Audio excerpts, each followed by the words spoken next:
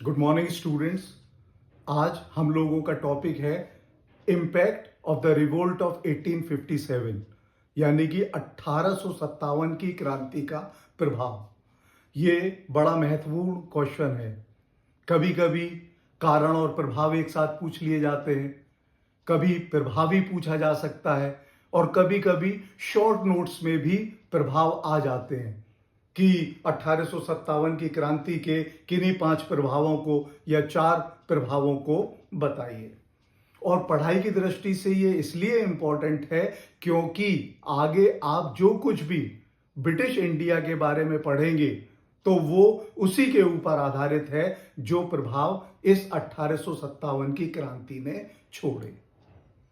अच्छा, 1857 की क्रांति को अंग्रेजों ने बहुत बेरहमी से या रूथलेसली कुचल दिया। उनकी ये नीति बनी थी जो नो प्रिजनर्स नीति कहलाती है, यानी कि किसी को बंदी नहीं बनाना है और जो भी मिल रहा है उसको, उस विद्रोही को ये तोप के गोले के आगे लगा के उड़ा देते थे।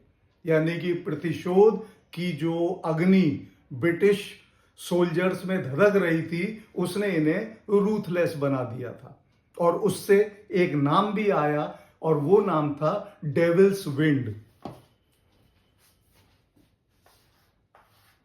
उनका जो प्रतिशोध है वो डेविल्स विंड कहलाया, यानी कि शैतान की आंधी।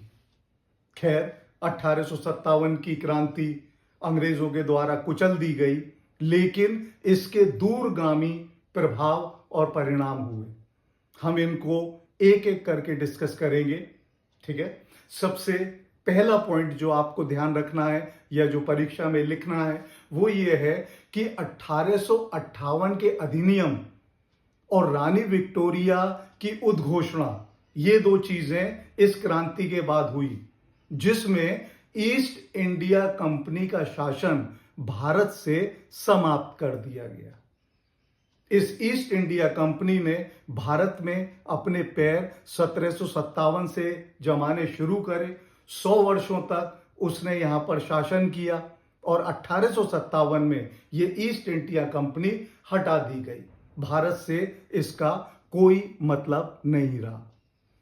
अब भारत का जो शासन प्रबंध है वो सीधे ब्रिटिश मुकुट के हाथों में आ गया, यानी कि the power was transferred from company to crown. अब इस देखो, इतिहास समझने की चीज है, रटने की चीज नहीं। कंपनी से क्राउन के हाथ से क्या मतलब है? उस समय रानी तो क्वीन विक्टोरिया है, तो कंपनी से रानी विक्टोरिया के हाथ में आना चाहिए, लेकिन नहीं।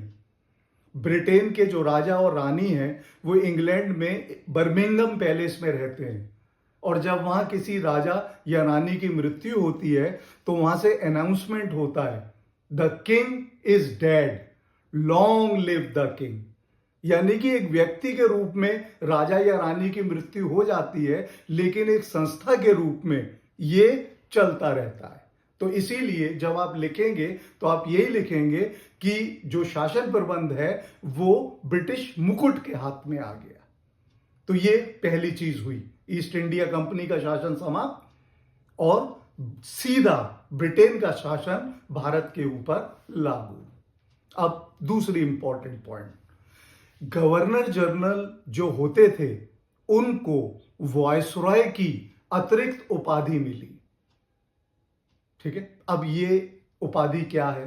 देखो, ब्रिटेन भारत में राज कर रहा है, उपनिवेश बना लिया है, तो उसके पास 2 प्रकार के राज्य हैं।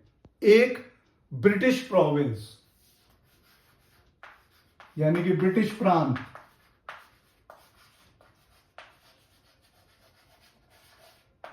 जिनका सीधा नियंत्रण ब्रिटेन के पास है, और दूसरी देशी रियासतें, प्रिंसली स्टेट्स,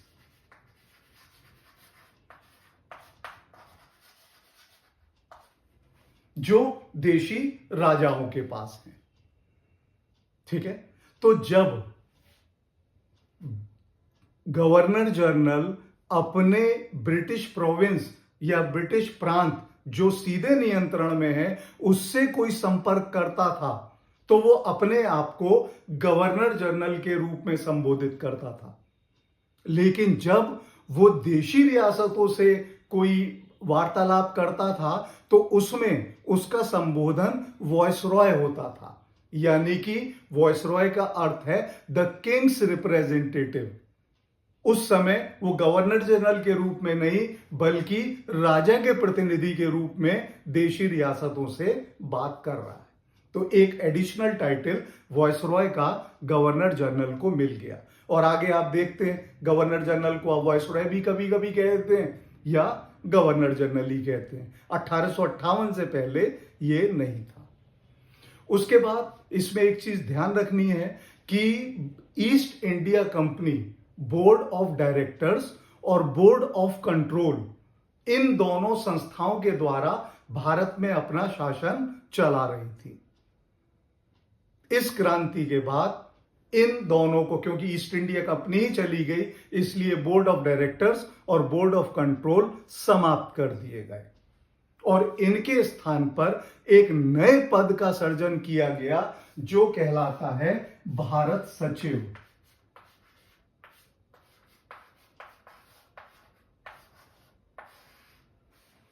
ये भारत सचिव, secretary of state for India, ये भारत सचिव इंग्लैंड में बैठता था।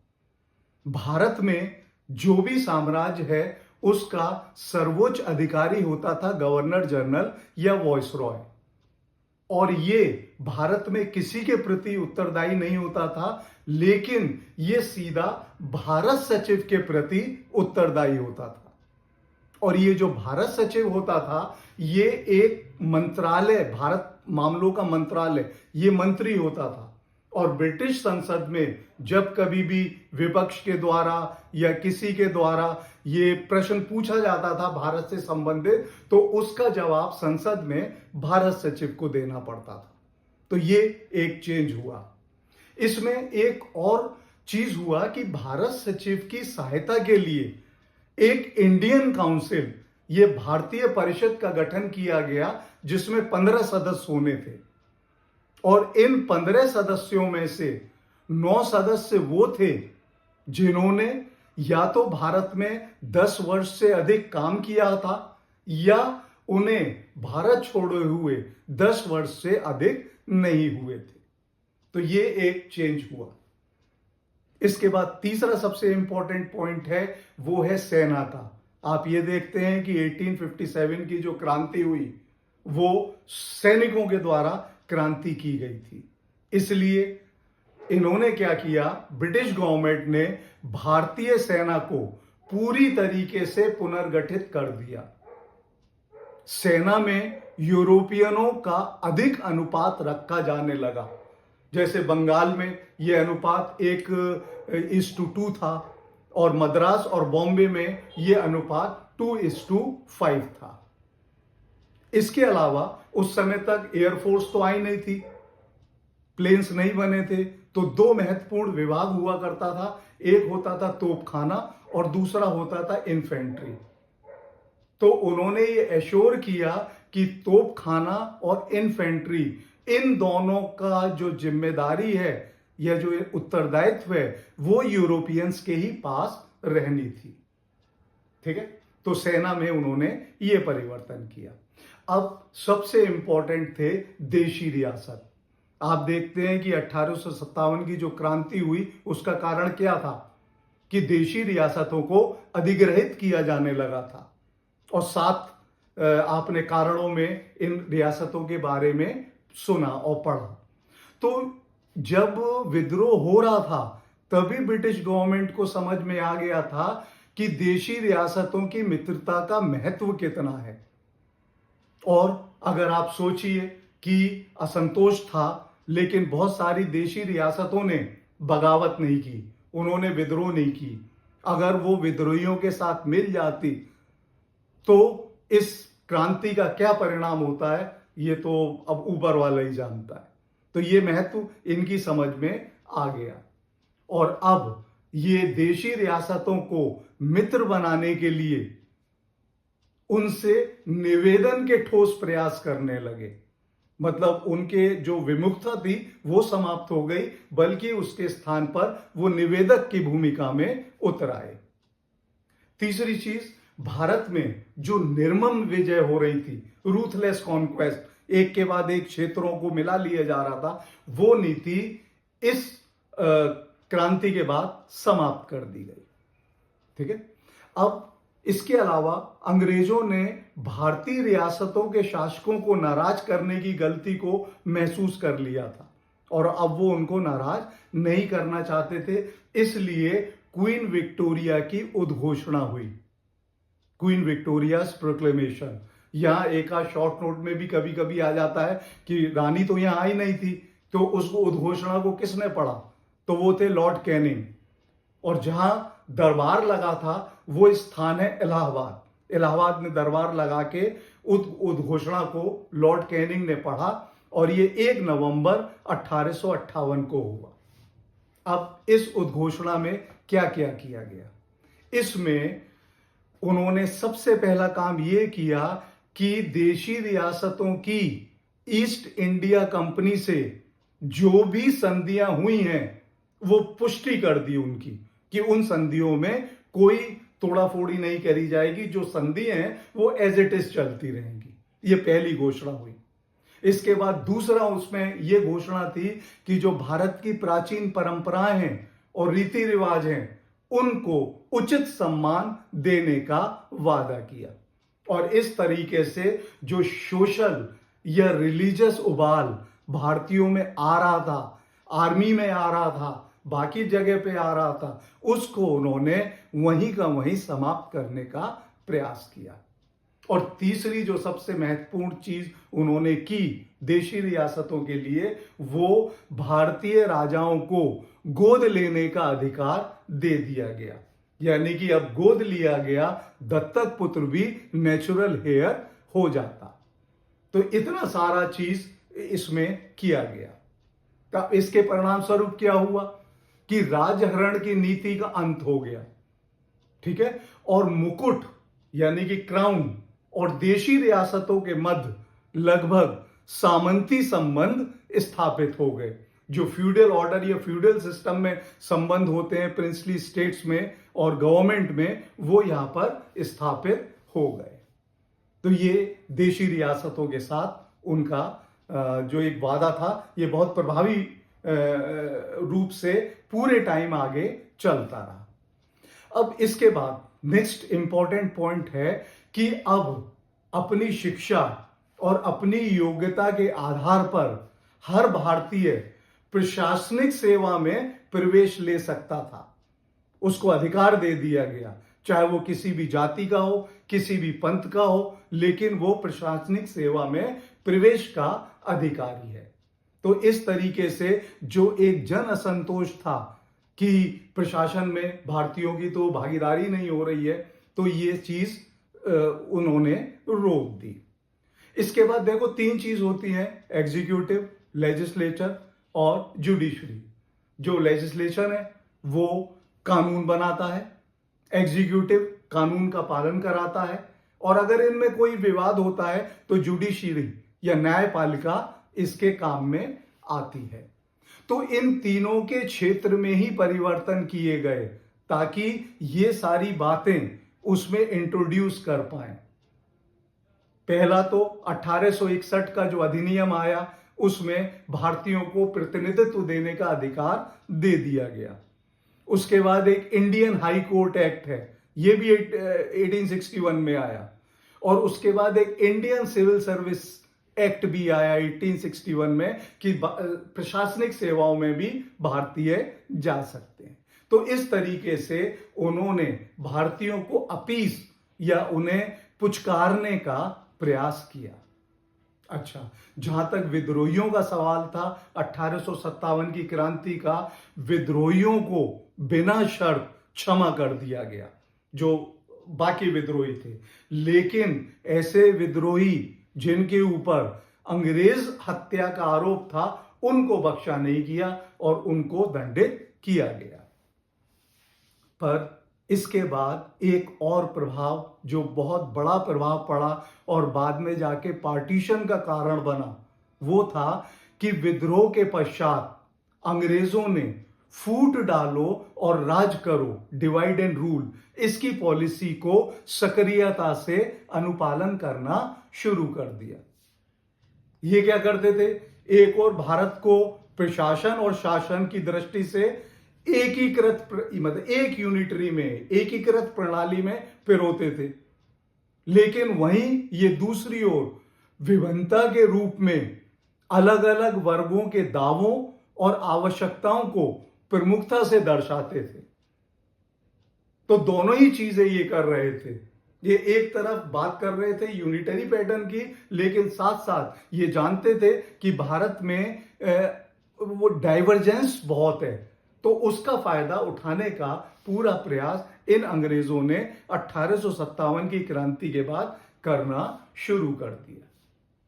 इसके बाद एक और बहुत इंपॉर्टेंट पॉइंट है कि अंग्रेजों ने ये माना कि ये जो विद्रोह है इसका मुख्य रूप से मुसलमानों द्वारा भड़काया गया है, और इसका कारण भी था। उन्होंने कहा था कि जो सैनिक गए वो सीधे वहां पहुंच गए और उन्होंने बहादुर शाह जफर को हिंदुस्तान का बादशाह घोषित कर दिया। तो उनकी राय में हिंदू दोषी नहीं था, बल्कि 1857 की क्रांति मुसलमानों के द्वारा भड़काई गई थी। अब इसके कारण भी है मानने के, क्योंकि जो अंग्रेज थे वो मुगल साम्राज्य के सीधे उत्तराधिकारी थे। बहादुर शाह जफर लास्ट मुगल एम्परर गया और उसके बाद ब्रिटिश गवर्नमेंट आ गई। लास्ट में अगर कोई रूलर थे तो वो मुगल्स थे। तो इसीलिए उनका ये विश्वास दृढ़ निश्चय में बदल गया कि मुस्लिमों ने ही विद्रोह के लिए उकसाया है, और इसका प्रभाव ये पड़ा कि लगभग अगले 10 वर्षों तक अंग्रेजों ने मुसलमानों के प्रति बड़ा खराब और रूढ़िवादी रवैया वो अपनाया। उसके बाद एक गवर्नर जनरल आए, लॉर्ड मेयो। लॉर्ड मेयो बहुत इंपॉर्टेंट गवर्नर जनरल हैं। एक काम के लिए इन्होंने फाइनेंशियल डिसेंट्रलाइजेशन किया था, वित्तीय विकेंद्रीकरण। इससे पहले क्या होता था कि जो ग्रांट होती थी वो एक जगह से सब जगह पर डिस्ट्रीब्यूट होती है, लेकिन आज आप देखते हैं आज भी फाइनेंशियल डिसेंट्रलाइजेशन है कि रक्षा का बजट अलग है, शिक्षा का बजट अलग है, वाई का बजट अलग है, जेड का बजट अलग है। तो ये सारी चीजों की जो शुरुआत की थी वो लॉर्ड मेयो ने की थी, और ये वो लॉर्ड मेयो हैं जो ऑफिस में मारे गए थे। भारत में ये अकेले ऐसे गवर्नर जनरल हैं जिनकी एक अफगानी ने जब हत्या कर दी थी जब ये यहाँ के गवर्नर जनरल थे। और इन्होंने अजमेर में एक मेयो कॉलेज की भी स्थापना की थी। जो देशी रियासतों के राजकुमार और बहुत उच्च वर्ग के जो अंग्रेज थे उनके लिए एक एरिस्टोक्रेटिक कॉलेज बनाया था, और ये मेयो कॉलेज आज भी अजमेर में बहुत एक प्रसिद्ध कॉलेज के रूप में स्थापित है। पर यहां लॉर्ड मेयो का जिक्र इसलिए है कि उनके समय में एक राइटर रहे हैं W. हंटर, जिन्होंने 1871 में एक बुक पब्लिश की, और उस बुक का नाम है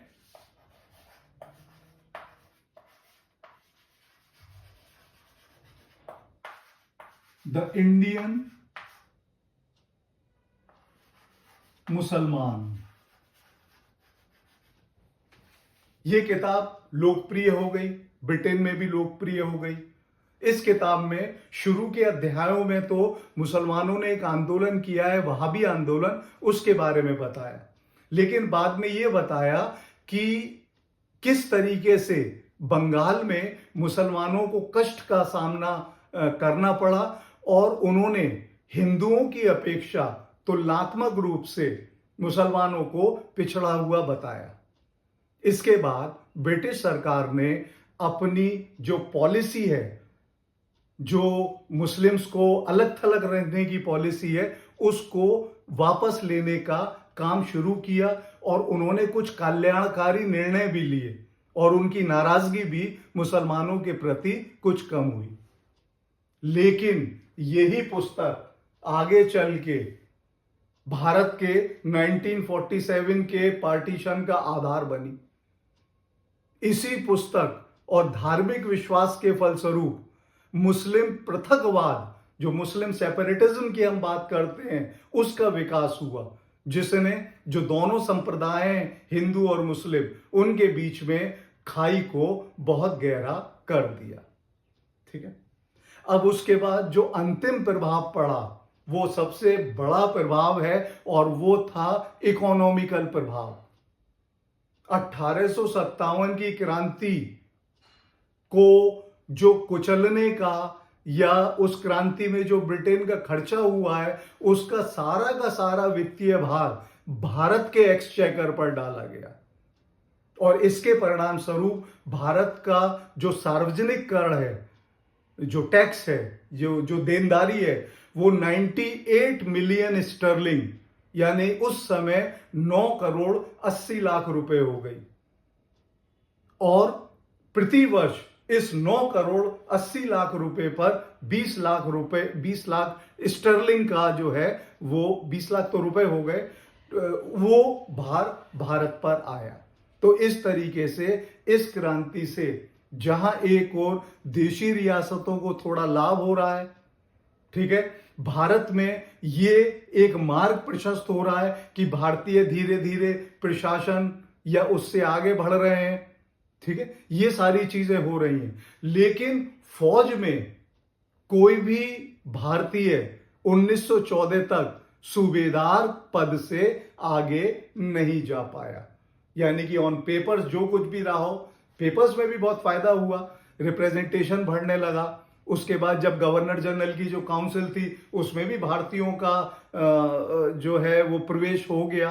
यानी धीरे धीरे चीजें इस फेवर में आई कि हम एक रूथलेस स्थिति से निकलकर एक ऐसे कॉन्स्टिट्यूशनल डायरेक्शन में बढ़ गए जहां से हमें कभी ना कभी आजादी मिलना तय था। तो इतना अगर आप लिखेंगे, that is going to work. Thank you.